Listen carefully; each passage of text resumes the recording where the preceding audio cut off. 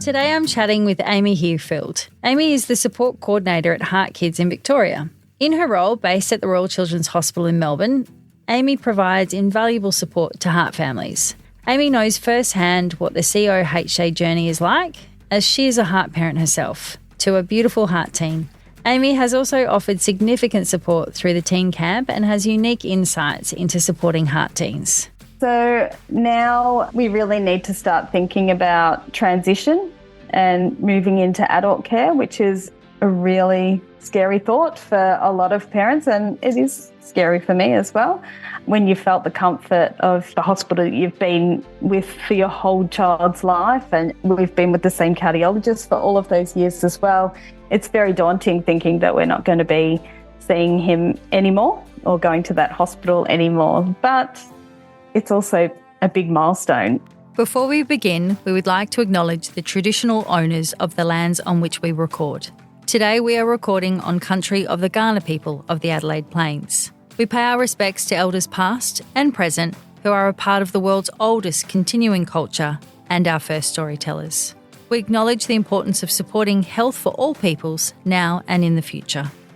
Aboriginal and Torres Strait Islander listeners should be aware that this podcast may contain images, voices, and names of deceased persons. A very warm welcome to you, Amy. Where are you joining us from? Thanks, Sami. I am in Melbourne tonight. Yeah. Oh, very good. And so, Amy, how long have you been a support coordinator with HeartKids? I've been with HeartKids a really long time now. I started way back in 2011.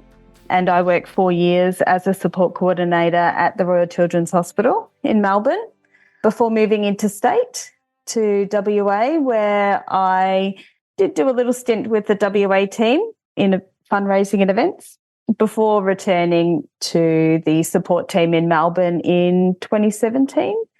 So, yeah, a number of years now and quite a few different roles within HeartKids, but support is certainly my favourite role. Yeah, it sounds like it. It sounds obviously doing 4 years at RCH to kick off, like it's very intense role, isn't it? You're dealing with people right in the middle of their journey, some at the beginning, some right through surgery. And then I love your little hiatus over in WA. You thought you might try your hand at fundraising and you've come back. So for everyone listening, what is the role of a support coordinator? So what sort of support are you providing to families? So support is really individual for each family that comes through the hospital, and it's really based on their personal circumstances, where they're coming from. So a family living in Melbourne is going to need different support to a family, say, coming over from interstate, who might need help with accommodation and long-term sort of spending time away from their personal support network. Yeah, so support can be anything from a morning tea, which is always really popular at the Children's Hospital. It's that community connectedness that a lot of people are looking for and that peer support. It might be a care bag, information with that initial greeting, and then you might have a family who might be there for months or years on end. So, for those families who are spending a really long time, you become their extended family just about. You really get to know them quite personally, and their children become like part of your family. You really have a strong bond. So their needs might be quite different. They're going to be spending birthdays and Christmases and all of those events that are happening in their life, but they're missing school. So there's lots of things that those families might need. They might need a haircut, for example. So we'll organise for a hairdresser to come into the hospital, or we have a teenager at the moment and he just needed a little break. He said, I'd really like to have a picnic. Oh, and so bless him. Yeah. So we got the picnic blanket and we said, what do you want to eat? And he said, pizza. So we organised the pizzas, and in the end, it didn't turn out to be the picnic that we'd planned, but we couldn't get outside on that particular day, but we had a picnic in his room and it was amazing. So, yeah. So what I mean is it's so varied for every family. Support is so different. Yeah, it sounds like it's really unique, and it's really beautiful to hear that you're willing to meet the person or the family where they're at. Like you said, it could be they're missing home, or they're missing out on a special milestone, birthday or one of those holidays, and right through to the picnic. That's fantastic. So it sounds like it's very personable. It's very individual and obviously very unique to the person. And I'm sure there's probably other people too that recluse as well. Would that also be the case? Absolutely. Yeah. Not everyone wants to be involved with HeartKids initially, and they need that time to process all of the information that they're getting from the medical team and really, take that time to process what's happening to their child individually. They can't take on the stresses or the concerns of other families at that time. The peer support isn't what they need, and that's okay as well. So we offer that one-on-one support for those families who maybe want that, or if we're told to back off, we'll back off as well. There's absolutely There's no right or wrong, is there? There's no right or wrong. There is no right or wrong. Of how that support looks. But lovely to know that you're there. It sounds like you're there in whatever capacity someone might need. So, Amy, talk us through, what does an average day look like for you in your role? Like, as you've just said, like 1 minute you're organising a haircut. By the sounds of things, you're ordering pizza. So what else? what does a day look like for you? Well, a day can be as busy as what I've just sort of described. And we don't always know what the day is going to bring. So we would start our day off at the hospital. We might have a big to-do list of things that we need to check off, and we might not get through any of those because something might have happened on the ward or, to a family, and they might take up your whole day. But, today we held a morning tea at the hospital, and that was a really busy morning tea.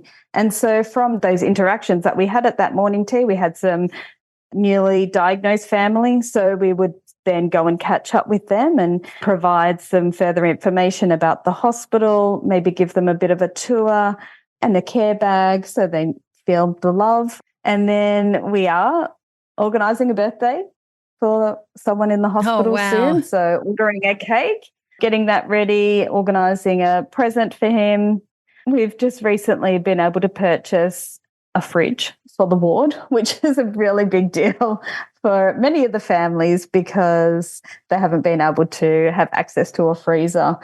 So this has been something that HeartKids have worked with the hospital for a number of years to provide those non-medical sort of equipment, but it's so supportive for the families. So, they can store their food. They don't have to leave the ward to go and have a meal, which is what a lot of families don't want to do. They don't want to leave their child while they go off and prepare a meal for themselves. No, it's all those little things, isn't it? That's what I'm hearing from you. It's all those little things to make an overwhelming experience just feel a little bit more normal, because it is a very surreal out-of-body experience. And like you said, some people are willing to socially connect, others don't want to, others have different forms of needs. And I suppose that really leads us into, you've gone through this yourself. So I hear you obviously sharing with us your average day of talking to people, connecting people, making people feel at home, advocating for people in the way of a freezer on a ward so that they don't have to leave their loved one. So your son has a heart condition. So what's it like for you? Like, is that giving you perspective in your day-to-day when you're supporting all these other people? So, Amy, what was it like for you? Because here you are providing all this beautiful support, whether it be social, whether it be those little 1%. And what's that like for you? Because you are actually a heart mum. You've actually gone through this yourself. So can you tell us through your son's heart condition and what your journey was like? Yeah, absolutely. So my son was my second child to come along, and when I was 24 weeks pregnant, he was diagnosed with a condition called hypoplastic left heart syndrome, which means the left-hand side of his heart didn't form correctly, and to continue life, he would need a 3-stage surgical path, which leads into a Fontan circulation, which often gets spoken about a lot at HeartKids. Does indeed. Yeah. So I remember at that time of diagnosis, it was very doom and gloom. All of the information that I was giving off, felt really isolated and scared. And there just wasn't this positive outlook from the information that I was given at the time.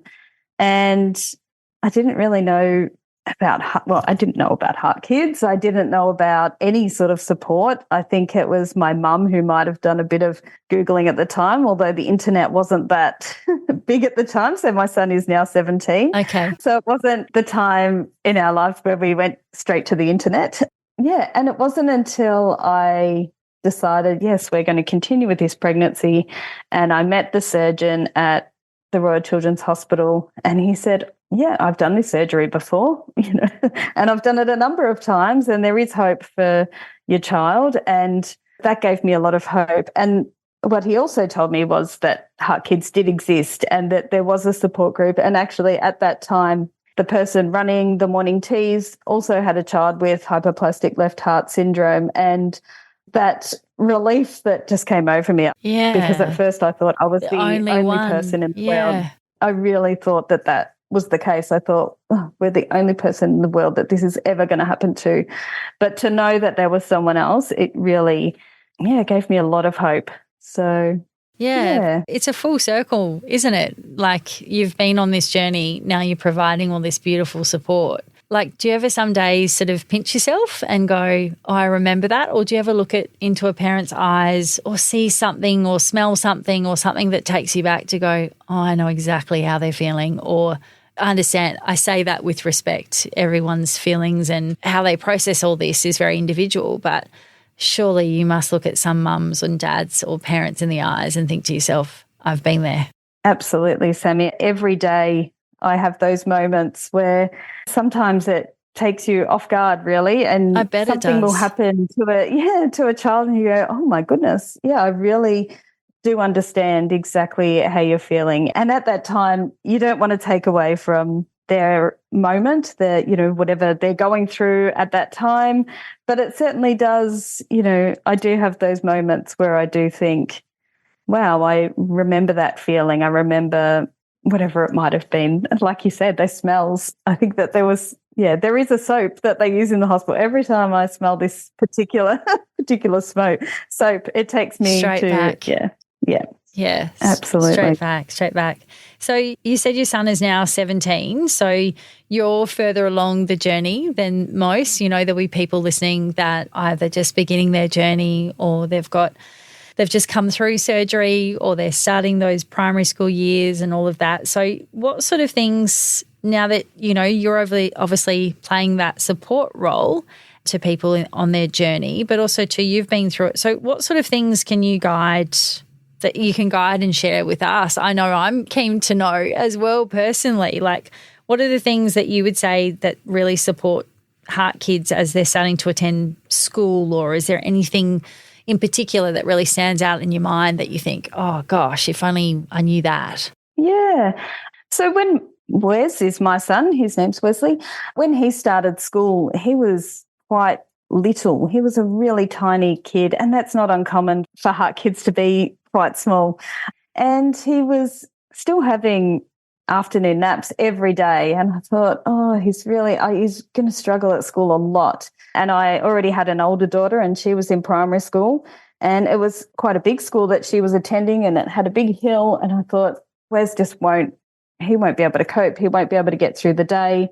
He's going to need a nap. Walking up that big hill every day is just going to be too exhausting for him. And fortunately, there was another local school. What that was for children who weren't quite ready for school to attend prep. They still went along 5 days a week, did all the different subjects. He did a bit of Mandarin and English and all these things, but he didn't have to reach any academic levels. And if he needed to have a little nap, there were beanbags. And we were really fortunate to have that at our school and have the option to have a choice of schools as well. And that school was really supportive. So we came and went from there. As I said before, we moved for a little while to WA. They were always really supportive of Wes and his medical needs. They were also really supportive of me. Yeah. And really welcoming for me to come along, whether that be a school excursion or a camp or those sort of things that are a little bit out of the ordinary to the school day. where Wes might have needed an extra hand, I was always one of the first ones who was given the option to come along if I felt the need to be there. So I felt really supported by the school, which I'm really thankful for. Yeah, and that obviously supported Wes in that transition time as well.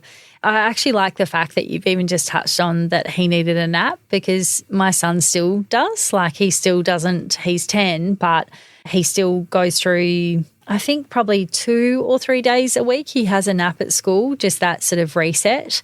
And I reckon there'll be lots of people listening thinking, oh gosh, okay, so that is normal. So it's great to hear. So Amy, so your son Wes is now 17. So what's the next level of support required? You know, what happens for us next? You know, my son's 10, as I just shared, and what's going to happen next, Amy? Talk me through it.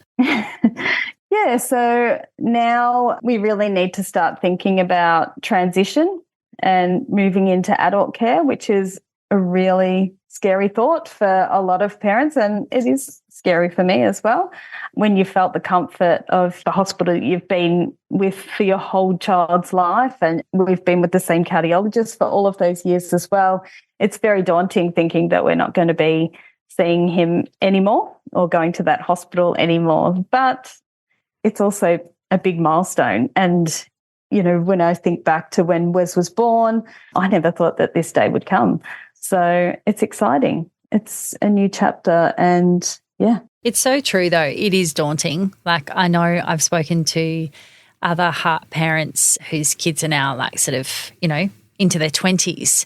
And I think, what does that look like? Because like you just said, it, in my mind, is just incredibly daunting. I can't seem to go there. I can't seem to go past, like you just said, I can't go past knowing everyone as I walk through. You know, the same people are performing ultrasounds and echoes and ECGs as they did once Frank was a day-old baby. To then all of a sudden think that we're going to transition into this, I know it sounds terrible to say, but it's like this big adult world. And I know that's the world we live in, but for our heart babies, it just feels huge. But I think it's lovely, to your point, is I suppose it's about flipping it in the mind that this is a beautiful milestone, and we're incredibly grateful for the medical intervention that has happened for our kids, that we can actually experience that milestone. Absolutely. It's a daunting time. It's an exciting time. And as a parent, I'm really trying to help Wes prepare for that. So we're doing lots of things at home already, just because I guess I do put on my HeartKids hat and read those transition flyers that we have. And so for a long time, I've been talking about his medications, for one thing. Okay. You know, talking about what they are, what they do, why he takes them, just so he has an understanding of that. I don't think that. So Wes also has neurodevelopmental challenges. So Sure. Explaining his heart condition in its entirety would be, I think, quite overwhelming for him. And I don't know if he would fully understand. And maybe that's because we were living in the moment. We were living and breathing exactly what was happening at each surgery stage and could picture that each step. I think that it will be challenging for any child to understand what has happened to them, maybe as a baby or a young child when they've had surgery or, medical intervention then. Did that make any sense? Sorry. No, it makes complete sense, Amy. But it's actually really lovely. It's lovely to hear you just talk really sort of frankly and openly, and also share a bit of that vulnerability too, because it is true. We're the ones as parents that are, and caregivers, that are stepping them through it, organising the appointments, the medication, understanding when a new script is required, and, you know, you end up developing a relationship with the pharmacist, don't you? And all those things. And now to distill that all and hand that baton over to your child to somehow own and drive almost feels a bit, feels a bit kind of weird, doesn't it? It doesn't feel sort of natural as a mother to kind of go, Absolutely. well, but you are an adult. Well, you're starting to become an adult now. You need to be empowered. You need to be empowered to understand your medication and your condition. And I think I loved what you said before about, you know, why why he takes the medication? Because I think sometimes too, kids in the care of us, which they would go, that's all right, mum, mum organises all of this, or dad or whoever. But to actually understand, Absolutely. no, you need to take this for these reasons. Yeah, absolutely. And I think that I try to also sit back at our appointments now when we see the cardiologist or the hematologist, and we see quite a few different teams. And I always just make sure that now I just sit back and let Wes have his moment with the medical team and let them explain things to him and him explain things to them about what's happening in his life. And then, of course, I jump in at the end and have my part. But for now, I think it's really important that he, is trying to attend those appointments as a solo person. And, he will be. I won't be sitting next to him at those appointments, which scares me. But yeah, he's got to be prepared for that. Yeah, well said, well said. So, Amy, you've worked with HeartKids. Like you said, you did a stint for 4 years with RCH. Then you went over to WA. You've then come back. You've been back in RCH since 2017. So, obviously, in your working role, obviously not taking away from the fact that you live it every day yourself, you must have touched so many lives and you must have just seen so much. So, I know also too, you also are quite involved with Teen Camp, which obviously HeartKids puts on.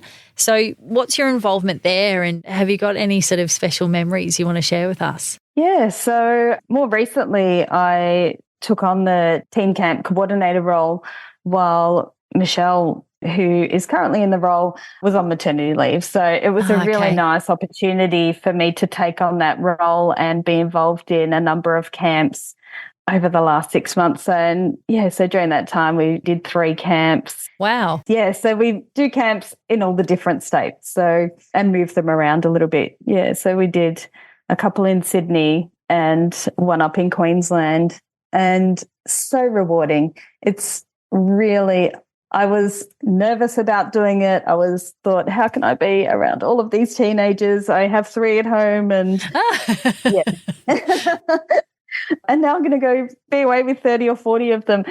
But I learnt so much from them, and it was a beautiful time to be on camp and just be around these teens who are so bright. Their views are so different to adults, and the way that they see themselves, and their heart condition. Yeah, they were all so lovely. I really enjoyed it, my time on camp. I love that you shared that you learnt about yourself too. Oh, yes, absolutely. I think at home with my 3 teens, I'm a very different person to who I am on camp. When you're around, you just have to relax around teenagers, I think, and just, let a few things, just let them be. Let them be. I love it. Let it slide. In other words, let it slide. So what sort of activities do they do at Teen Camp? For those that are listening that aren't familiar with Teen Camp, what sort of activities are they doing on the camp, and how long does the camp go for? Yeah, so camp is normally 3 nights away, and we do a heap of team building exercises to connect the teens to their peers. We want to build those friendships. So we do a heap of team building activities where the kids get to know each other and work together as a team. We have a lot of education sessions, which might be Headspace coming in and doing a session on mental health. We'll have a teen transition session with Margot. We'll have some resources available. We have a medical panel come in normally, which might be some of the local cardiologists and nurses from the hospitals where the teens attend. And that session is really, it's always well received. I wasn't quite sure how they were going to run when I first went along to one. I thought, how are we going to fill in an hour? These teens aren't going to ask any questions, are they? But I think that we could have sat there for 3 hours. The questions that they had and the information that they wanted was really incredible to see the teens, wanting to know more about not just their heart condition, but about life, they had so many questions around sexual health, mental health. Yeah, just everything. Yeah, they just wanted to know so much. And I think that it's not the same as sitting in that cardiologist room with your mum sitting next to you. Yeah, this was around peers.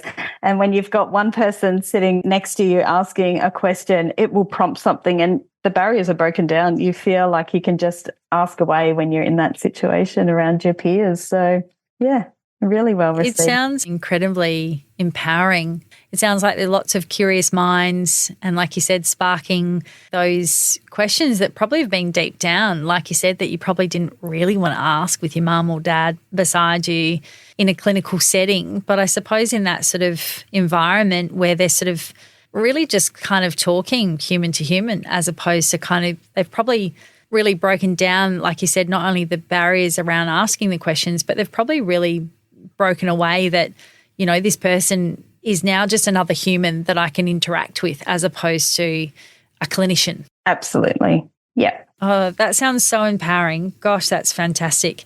So you're obviously well-versed in all areas, Amy. It sounds like you've helped and supported so many families in your journey. And also too, as I said, I don't want to take away from your lived experience and the ongoing that you have with Wes, and I can definitely relate and appreciate that it's not always straightforward and not all of our heart kids are in a position to always take on the independence of their health journey. So is there any tips or guidance or anything that you can offer heart parents in general that are listening? Because I think you've probably seen I'm not going to say you've seen it all, but I think you've seen a lot. Yeah, I've met a lot of people over my time and, you know, encountered so many different stories and journeys that are also different. So I think that having a child with a heart condition, it's difficult to make plans from day to day sometimes. So I think being open-minded, so expecting surprises along the way, that might be something good as well. You know, for me, I was told that Wes would never be an Olympian. And I thought, well, it's probably in his genes that he's not going to be Olympian. But yeah, But thanks for letting me know. Yeah, thank you. Yeah, but then going along to his cross-country session day when he was in grade 1 and seeing him complete the course, and, you know, my husband and I are both in tears as he crossed the finish line, and so was he. He was so proud of himself. That's it was divine. A huge thing. Like, that was a really nice surprise because he's not going to make it to the Olympics, but he got through that grade 1 cross-country course. And so it's like these type of surprises are lovely. They're heartwarming. Yeah. Okay. And as far as making plans as well. So we're always just keeping the heart condition, I guess, in mind when we're making any plans throughout our life. So if we're going on a holiday, what do we need to consider? Do we need some extra travel insurance? Do we need to make sure we've got extra medications and all of those things? So making plans, you always need to keep your heart condition in mind when you're doing that. Well, I love that. I love that, Amy. I think there's some great takeaways. I think to be open-minded, that's just really wise to be open-minded to things are going to change. Like you said, you can have all the plans in the world, but to be open-minded that plan might slightly detour. And also too, I think a bit like what you're saying, expect the unexpected. Don't sort of set expectations too high or around things, understanding that with that open-mindedness comes, you know, a little bit of spontaneity, isn't it, in the Heart Kid community? A little bit of spontaneity. That's absolutely right. Yeah. And our spontaneity can be a little bit curly at times, but also too it can be beautiful. And I love that you've just shared that, okay, sure, Wes isn't an Olympian, but he smashed year 1 cross-country. And that's all that matters. That's right. That's all that matters. Well, Amy, thank you so much for your time tonight. It's been wonderful hearing your personal journey, but also too so wonderful to know that you're there in the RCH, you're there supporting our community every single day. And I know I say this, but I'm really genuine that the Heart Kids community thanks you, and I know that I thank you. As we chatted earlier in the podcast, we're just trying to work out if we did actually cross paths when we were on our journey over there from Adelaide. But thank you, Amy. Thanks for your time tonight. Thank you so much, Sami. It was great fun. Thank you. Sometimes this podcast talks about some heavy things. If this brings up anything for you or someone you love, it is important to reach out for support. The HeartKids helpline provides support and guidance for anyone impacted by CHD. You can call the helpline on 1800 432 785. To access more information about CHD, as well as support from HeartKids, visit the website at heartkids.org.au. The information on this podcast is not a substitute for medical advice from your doctor or healthcare team. Always talk to your doctor about matters that affect you or your family's health.